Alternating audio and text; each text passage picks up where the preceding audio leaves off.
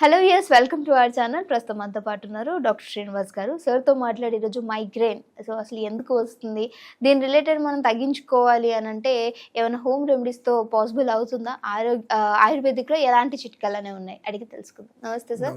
Sir, ఈ చిన్న పిల్లలకు కూడా బాగా తలనొప్పి వస్తుంటే నీకు మైగ్రేన్ అటాక్ అయిందేమో అంటూ ఉంటారు. అసలు మైగ్రేన్ అంటే కరెక్ట్గా అవి సిమ్టమ్స్ మనం ఎలా కనుక్కోవచ్చు అంటారు? అంటే మీరు అంటే అసలు మైగ్రేన్ అంటే ఏంటంటే మీరు చూసుకుంటే హెడ్లో ఏంటంటే హైపోథాలమస్, సెరిబ్రమ్ అన్ని చాలా పార్ట్స్ ఉంటాయి. వీటిలో ఎప్పుడైతే ప్రెషర్ పెరుగుతుందో, అంటే మనం వింటాము బీపీ అంటే మన అందరికి తెలిసింది, బ్లడ్ ప్రెషర్ పెరిగినప్పుడు మనకి దానివల్ల కోపం రావడము, బ్లడ్ వెజల్స్ లో బ్లడ్ పంపింగ్ ఎక్కువ అవడం అంటాం.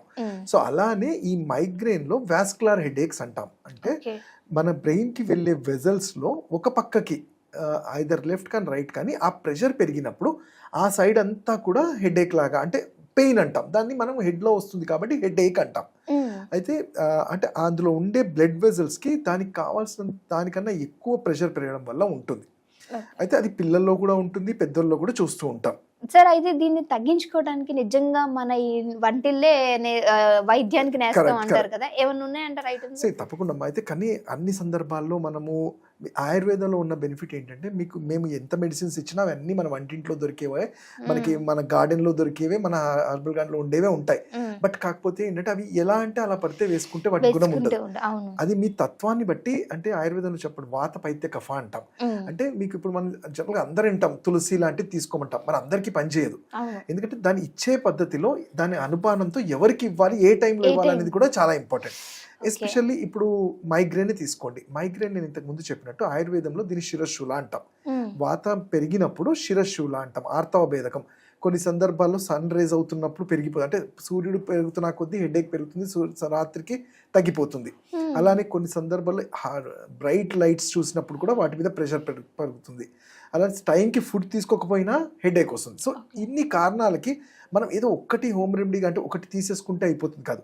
ఫస్ట్ వీటిలో మనం లైఫ్ స్టైల్ చేంజెస్ చేయాలి.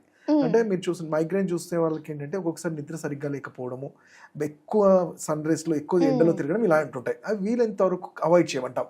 చేయాల్సి వచ్చినప్పుడు క్యాప్స్ లాంటివి కానీ, కూలింగ్ గ్లాసెస్ కానీ, వాటర్ ఎక్కువ తీసుకోవడం ఇవి చేస్తుండాలి. కమింగ్ టు హోమ్ రెమెడీ అన్నప్పుడు ఏంటంటే అందరూ చేసుకోదగ్గది మనం ఇంట్లో దొరికే ఆవు నెయ్యి.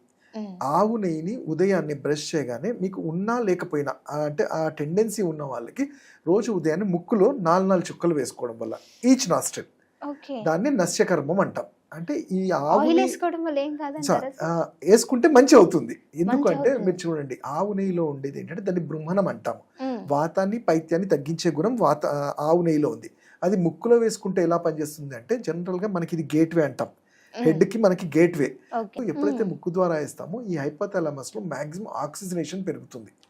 పెరిగినప్పుడు అక్కడ ఉండే ప్రెషర్ తగ్గిపోతుంది. ఫస్ట్ మీరు చూడండి, హెడేక్ వచ్చినప్పుడు చాలా పట్టేసినట్టు ఉంటుంది. చాలా మంది ఏంటంటే గుడ్డలు కట్టేసి చాలా గట్టిగా కడతారు, ఐస్ క్యూబ్స్ పెడతారు. అంటే అక్కడ బ్లడ్ చాలా కన్స్ట్రిక్ట్ అయిపోతుంది. అయితే మనము ఆ ఉపచారాలు చేస్తూనే ఎప్పుడైతే నస్యం ద్వారా చేస్తామో అవన్నీ కూడా రిలీజ్ అవుతుంది. ఇది ఒకటైతే దానికి కారణం తెలుసుకొని ట్రీట్మెంట్ చేయడం కూడా చాలా ఇంపార్టెంట్. అలానే మనకి శీతలం అంటాం. అంటే మనకి చందనాది తైలం కానివ్వండి, ఎప్పుడు హెడ్కి వేడి చెయ్యంది మనం చూస్తూ ఉండాలి. దానికి సింపుల్గా నేను చెప్పాను, ఈ చందనాది తైలం అని దొరుకుతుంది. దాన్ని అప్లై చేసుకోవడం వల్ల హైపోథాలమస్ అనేది చాలా వేడి జనరేటింగ్, మైగ్రేన్ వచ్చినప్పుడు ఇంకా ఎక్కువ అవుతుంది. సో దాన్ని కంట్రోల్ చేయడానికి అలాంటివి యూజ్ అవుతాయి. అట్లానే ఇంకా మామూలుగా హోమ్ రెమెడీ లాగా చేయాలంటే మనం తీసుకునే వాటర్ అనేది డైలీ హైడ్రేటెడ్గా ఉండాలి. 3 to 3.5 లీటర్స్ ఉండాల్సి ఉంటుంది. మీకు మనకి దొరికే గుడూచి అంటాం, అంటే అమృతవల్లి అని దొరుకుతాయి. వాటిని స్వరసం కూడా తీసుకోవడం వల్ల ఇమ్యూనిటీ పెరుగుతుంది. ఈ హెడేక్ కి సంబంధించి ఆ బ్లడ్ వెజల్స్ కి కావాల్సినంత డైలేషన్ ఇవన్నీ కూడా ఉంటాయి. అంటే సార్, మీరు అన్నారు వాటర్ ఎక్కువ ఇంటేక్ తీసుకోవడం అన్నారు, లేదా హైడ్రేట్ గా ఉండాలి? అంటే వాటర్ హైడ్రేట్ గా ఉండాలి. ఎక్కువ తీసుకుంటే ఉపయోగం ఉండదు. అంటే కొంతమంది 4 లీటర్స్ 5 లీటర్స్ 6 లీటర్స్, దానివల్ల కిడ్నీ ప్రెషర్ పెరుగుతుంది తప్ప ఎటువంటి యూజ్ ఉండదు. మన బాడీకి అవసరమైంది 3.5 లీటర్స్ అంత మాత్రం తీసుకుంటే చాలు. అండ్ కంపల్సరీ హెడేక్ అంటే మైగ్రేన్ ఉన్న వాళ్ళే కాకుండా తైల అభ్యంగనం అంటాం. అంటే మనం పాతకాలం చూస్తే మన హెడ్ కి ఆయిల్స్ అప్లై చేసేవాళ్ళం. అది ఒట్టి హెయిర్ గురించే కాదు, మనకి ఈ సన్ రేస్ అనేది డైరెక్ట్ గా మన స్కాల్ప్ మీద పడి డ్యామేజ్ చేయకుండా ఒక మీడియం లాగా హెల్ప్ చేస్తుంది. సో ఆ ఎండలో వెళ్ళాల్సి వచ్చినప్పుడు అంబ్రెల్లా లాంటిది యూస్ చేయటం కానివ్వండి, ఇలాంటివి చేస్తే చాలా మంచి హెల్ప్ అవుతుంది. Okay, thank you so much sir, మంచి ఇన్ఫర్మేషన్. Thank you.